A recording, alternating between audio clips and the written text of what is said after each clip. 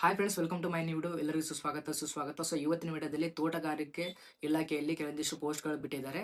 So ಆ ಪೋಸ್ಟ್ಗಳು ಎಷ್ಟಿದಾವೆ, salary ಎಷ್ಟಿದಾವೆ, next ಬಂದ್ಬಿಟ್ಟು ಅಪ್ಲಿಕೇಶನ್ ಹೇಗೆ ಹಾಕಬೇಕು, ಜೊತೆಗೆ ಏನಪ್ಪಾ ಅಂತಂದ್ರೆ ಸ್ಟಾರ್ಟ್ ಯಾವಾಗ ಆಗಿದೆ, ಎಂಡ್ ಯಾವಾಗ ಆಗುತ್ತೆ ಅಪ್ಲಿಕೇಶನ್ ಹಾಕೋದು, ಪ್ರತಿಯೊಂದು ಕೂಡ ಈ ವಿಡಿಯೋದಲ್ಲಿ ಹೇಳ್ಕೊಡ್ತೀನಿ. ದಯವಿಟ್ಟು ಯಾರಾದರೂ ನಮ್ಮ ಚಾನಲ್ ಹೊಸ ಬಂದಿದ್ರೆ ನಮ್ಮ ಚಾನಲ್ ಸಬ್ಸ್ಕ್ರೈಬ್ ಮಾಡಿ, ವಿಡಿಯೋ ಲೈಕ್ ಮಾಡಿ ಮತ್ತು ಶೇರ್ ಮಾಡಿ. ಸೊ ಏನಪ್ಪಾ ಅಂತಂದ್ರೆ ಇದು ಬಂದ್ಬಿಟ್ಟು ಏನಪ್ಪಾ ಅಂತಂದ್ರೆ ತೋಟಗಾರಿಕೆ ಇಲಾಖೆಯಲ್ಲಿ ಸೊ ಗ್ರೂಪ್ ಬಿ ಹುದ್ದೆಗೆ ಕರೆದಿದ್ದಾರೆ. ಸೊ ಇಲ್ಲಿ ಬಂದ್ಬಿಟ್ಟು ಖಾಲಿ ಇರೋ ಹುದ್ದೆಗಳು ಎಷ್ಟಪ್ಪ ಅಂತಂದ್ರೆ ಟೋಟಲ್ ಆಗಿ 80 ಇದಾವೆ.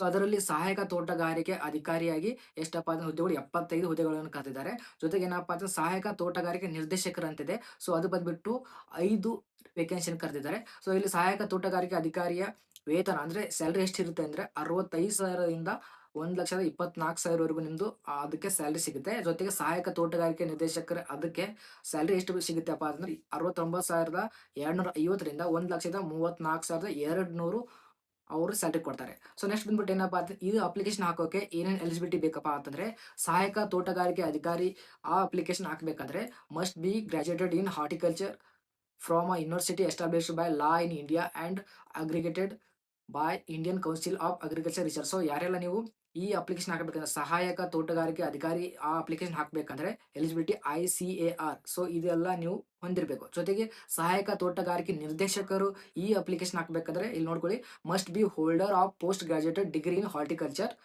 and with BSc in horticulture from university established by law in India and aggregated by Indian Council of Agriculture Research. So ಇಲ್ಲಿ ನೋಡ್ಕೊಳ್ಳಿ, ಸಹಾಯಕ ತೋಟಗಾರಿಕೆ ನಿರ್ದೇಶಕರು ಈ ವೇಕೆನ್ಸಿಗೆ ಹಾಕಬೇಕಂದ್ರೆ BSc ಇನ್ನು ಹಾರ್ಟಿಕಲ್ಚರ್ ಕೂಡ ಬೇಕಾಗುತ್ತೆ. ಜೊತೆಗೆ ಏನಪ್ಪಾ ಅಂತಂದ್ರೆ ನೀವು ನಾರ್ಮಲ್ ಆಗಿ ಡಿಗ್ರಿ ಮುಗಿದ್ರೆ horticulture and with BSc horticulture ಇವೆರಡು ನಿಮ್ಮ ಮುಗಿದಿರ್ಬೇಕು ಯೂನಿವರ್ಸಿಟಿ ಮುಖಾಂತರ. ICAR ಯೂನಿವರ್ಸಿಟಿ ಮುಖಾಂತರ ಏನಪ್ಪಾ ಇವೆರಡು ನೀವು ಡಿಗ್ರಿ ಮುಗಿದಿರ್ಬೇಕು. ಜೊತೆಗೆ ಏನಪ್ಪಾ ಅಂತಂದ್ರೆ ನೋಡ್ಕೊಬಂದು ಸೊ ಇದಕ್ಕೆ ಎಷ್ಟಂದ್ರೆ ವಯೋಮಿತಿ ಕೂಡ ಕೊಟ್ಟಿದ್ದಾರೆ. ಸಾಮಾನ್ಯ ಅರ್ಹತೆ ಅಭ್ಯರ್ಥಿಗಳಿಗೆ 40 ವರ್ಷಗಳ ಮಿತಿ ಇರಬೇಕು. ನೆಕ್ಸ್ಟ್ ಬಂದ್ಬಿಟ್ಟು ಪ್ರವರ್ಗ 2A 2B 3A ಮತ್ತು 3B ಅಭ್ಯರ್ಥಿಗಳಿಗೆ 43 ವರ್ಷಗಳ ಒಳಗಡೆ ಇರಬೇಕು. ಜೊತೆಗೆ ಏನಪ್ಪಾ ಅಂದ್ರೆ ಪರಿಶಿಷ್ಟ ಜಾತಿ SC ST ಮತ್ತು ಕೆಟಗರಿ 1 ಅಭ್ಯರ್ಥಿಗಳಿಗೆ 45 ವರ್ಷಗಳ ಒಳಗೆ ಮಿತಿ ಇರಬೇಕು. ಜೊತೆಗೆ ಏನಪ್ಪಾ ಅಂದ್ರೆ ನೋಡ್ಕೋಬಹುದು ಕೆಳಗೆ ಪ್ರತಿಯೊಂದು ಕೂಡ ನೋಡ್ಕೊಳ್ಳಿ. ಇಷ್ಟೆಲ್ಲ ಮಾಹಿತಿ ಈ PDF ನಮ್ದು ಟೆಲಿಗ್ರಾಮ್ ಅಲ್ಲಿ ಹಾಕಿರ್ತೀನಿ, ನೋಡ್ಕೊಳ್ಳಿ. ನೆಕ್ಸ್ಟ್ ಬಂದ್ಬಿಟ್ಟು ಅರ್ಜಿ ಸಲ್ಲಿಸೋ ವಿಧಾನ. ಸೊ ನೀವು ಅಪ್ಲಿಕೇಶನ್ ಎಲ್ಲಿ ಹಾಕ್ಬೇಕಪ್ಪ ಅಂದ್ರೆ CET ಆನ್ಲೈನ್. ಸೊ ನೀವು KE ವೆಬ್ಸೈಟ್ಗೆ ಹೋಗಿ ಸೊ ನೀವು ಅಲ್ಲಿ ಹೋಗಿ ಹಾಕ್ಬೋದು. ನೆಕ್ಸ್ಟ್ ಬಂದ್ಬಿಟ್ಟು ಆನ್ಲೈನ್ ಅರ್ಜಿ ಸಲ್ಲಿಸೋ ವೇಳಾಪಟ್ಟಿ. ಸೊ ಆನ್ಲೈನ್ ಮುಖಾಂತರ ಅರ್ಜಿ ಸಲ್ಲಿಸಲು ಪ್ರಾರಂಭ ದಿನಾಂಕ 5/8/2026.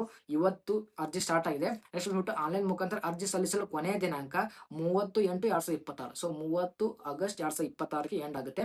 ಶುಲ್ಕವನ್ನು ಪಾವತಿ ಮಾಡಲು ಕೊನೆಯ ದಿನಾಂಕ 31/8/2026. ಸೊ ಪೇಮೆಂಟ್ ಮಾಡೋ ಲಾಸ್ಟ್ ಡೇಟ್ 31/8/2026 ಅಂತ ಇರುತ್ತೆ. ಸೊ ಅಪ್ಲಿಕೇಶನ್ ಹಾಕಕ್ಕೆ ಎಷ್ಟು ಫೀ ಇರುತ್ತೆ ಅಂದ್ರೆ ನೋಡ್ಕೋಬಹುದು ನೀವು. ಜನರಲ್ ಕಾಸ್ಟಿಗೆ 2A 2B ಮತ್ತು 3A 3Bಗೆ ಎಷ್ಟಪ್ಪ ಅಂತಂದ್ರೆ ₹750 ಇರುತ್ತೆ. ಜೊತೆಗೆ ಏನಪ್ಪಾ ಅಂತಂದ್ರೆ SC ST ದವರಿಗೆ ಏನಪ್ಪಾ ಅಂತಂದ್ರೆ ₹500 ಇರುತ್ತೆ. ಸೊ ಜೊತೆಗೆ ವಿಶೇಷ ಚೇತನ ಅಭ್ಯರ್ಥಿಗಳಿಗೆ ಹ್ಯಾಂಡಿಕ್ಯಾಪ್ಟ್ ಇದ್ದವರಿಗೆ ₹250 ಪೇಮೆಂಟ್ ಮಾಡಬೇಕಾಗುತ್ತೆ. ಇಷ್ಟೆಲ್ಲ ಮಾಹಿತಿ ಇರುತ್ತೆ. ಸೊ ಈ ವಿಡಿಯೋ ಇಷ್ಟ ಆಗುತ್ತೆ ದಯವಿಟ್ಟು ಲೈಕ್ ಮಾಡಿ, ಶೇರ್ ಮಾಡಿ, ಸಬ್ಸ್ಕ್ರೈಬ್ ಮಾಡಿ. ಮತ್ತೆ ಈ ಅಪ್ಲಿಕೇಶನ್ ಹೇಗೆ ಹಾಕಬೇಕಂತ ನಿಮಗೆ ಒಂದು ಮಾಹಿತಿ ಬೇಕಂದ್ರೆ ಕಮೆಂಟ್ ಮಾಡಿ ಅಪ್ಲಿಕೇಶನ್ ಅಂತ. ಸೊ ಮುಂದಿನ ವಿಡಿಯೋದಲ್ಲಿ ನಿಮ್ಗೆ ಹೇಗೆ ಅಪ್ಲೈ ಮಾಡ್ಬೇಕಂತ ಹೇಳ್ಕೊಡ್ತೀನಿ. ಸೊ ಸಿಗೋಣ ಮುಂದಿನ ವಿಡಿಯೋದಲ್ಲಿ. So thank you so much.